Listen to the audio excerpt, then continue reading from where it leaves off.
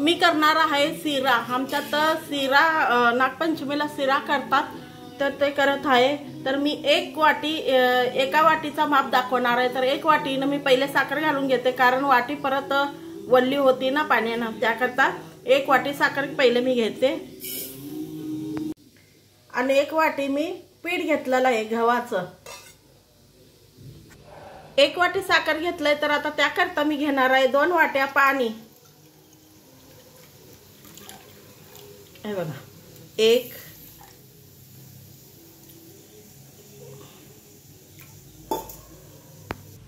आणि हे दुसरी वाटी। ह्याला फक्त याला आता विरघळून घ्यायची साखर, आपल्याला चाचणी करायची नाहीये, खाली विरघळून घ्यायची आहे साखराला, फक्त विरघळून घ्यायची आहे।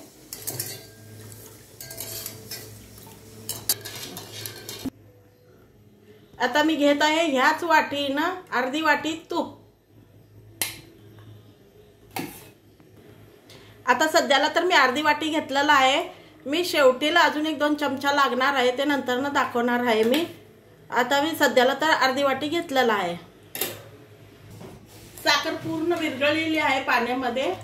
आता ह्याला उतरून घेते, थंड करायला, थोडंसं थंड होतंय तोपर्यंत। मी 1 वाटी पीठ घेतलं होतं मापाने। याला थोडं हलकं आपण भाजून घ्यायचं आहे पिठाला, मग नंतर तूप घालायचं आहे। मंद आचेवर, बारीक गॅसवर आपल्याला याला मंद आचेवर आपल्याला हलकसं पीठ भाजून घ्यायचं आहे। थोडंसं सुगंध येईपर्यंत आपल्याला ह्याला थोडंसं भाजून घ्यायचं आहे। हे शिरा खायला खूप छान लागतो, करून पहा। हा शिरा गुरुद्वारा मंदिरामध्ये मिळणारा हा शिरा आहे। पिठाला सुगंध येत आहे, पिठाला सुगंध येत आहे, तर आपण ह्याच्यामध्ये घालूया आता तूप। या तुपामध्ये आता चांगलं अजून भाजून घ्यायचं।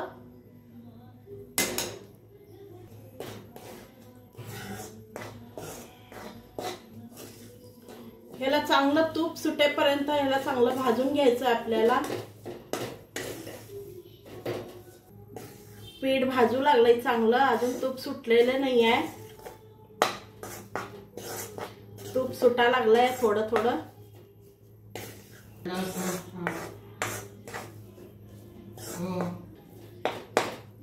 पीठ चांगलं भाजलेलं आहे, सुगंध भी खूप छान येतोय पिठाचा। आता आपण घालूया याच्यात पाणी, पण पाणी घालताना आपल्याला सावधानी घालायचं आहे, कारण पिठामध्ये पाणी घातल्यावर पीठ उडतो, अंगावर उडण्याची शक्यता राहते।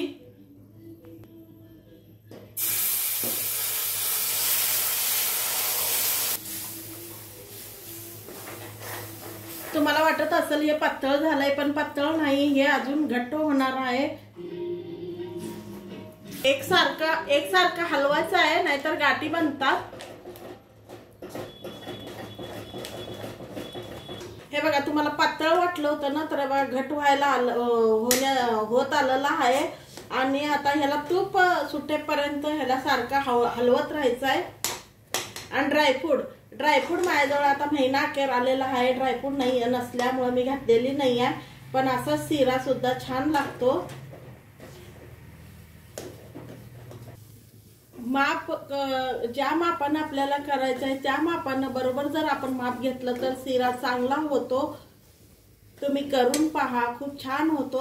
पण तूप साखर आपल्या आवडीनुसार घालायचं आहे। साखर आपल्याला गोड पाहिजे असेल तर थोडं वाढू शकता, किंवा आपल्याला तेवढीच बरोबर 1 वाटीला 1 वाटी साखर म्हटलं तर बी चालतं। अगर लईच गोड खाणार असाल, तुम्ही खूप गोड खाणार असाल, तर तुम्ही थोडीशी साखर 1-2-3 चमचा वाढू शकता। आणि तूप म्हटलं तर आपण अर्ध्या वाटीत सुद्धा करू शकतो।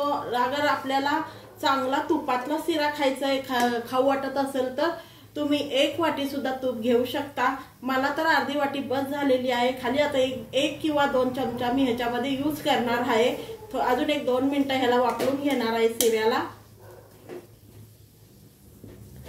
बघा, शिरा होत आलेला आहे, झालेले आहेत 1-2 मिनिटं। आता मी ह्याच्यात 1 चमचा तूप घालते।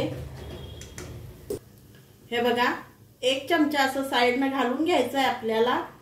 घातलं तर खूपच चांगलं आहे। अर्ध्या वाटीमध्ये परत पीठ भाजून घ्यायचं आहे, नंतर ना लास्टला 1 चमचा घालायलाच पाहिजे, घातलं तर खूप छान लागतो, अजून चव छान येते।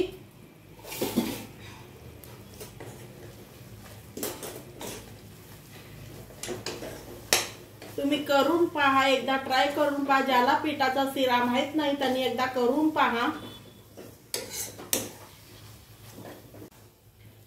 शिरा झालेला आहे, आता मी गॅस बंद कर। तूप सुटू लागलंय, तूप चांगलं सुटलेलं आहे। मी कम तुपामध्ये केल्यामुळे एवढं तूप दिसणं झालंय, पण छान झालंय बघा। कलर किती छान आलेला आहे, चिटकत सुद्धा नाहीये बघा। ज्या वेळेला समजायचं की ज्या वेळेला ह्याला तूप सुटतंय त्यावेळेला समजायचं की झालं म्हणून। आणि अजून दुसरी गोष्ट म्हटलं तर हे बघा किती छान असा गोळा बनतोय। शिरा कसा वाटला, शिरा कसा वाटला करून पहा, करून खा आणि आपल्या मुलांना सुद्धा द्या। ह्याच्यामध्ये बदाम जास्त घालून घ्या।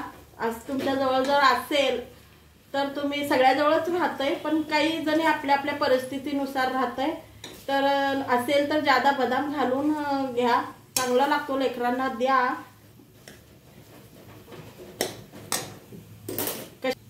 कशी वाटली शिऱ्याची रेसिपी? चांगली वाटली तर लाईक शेअर जरूर करा।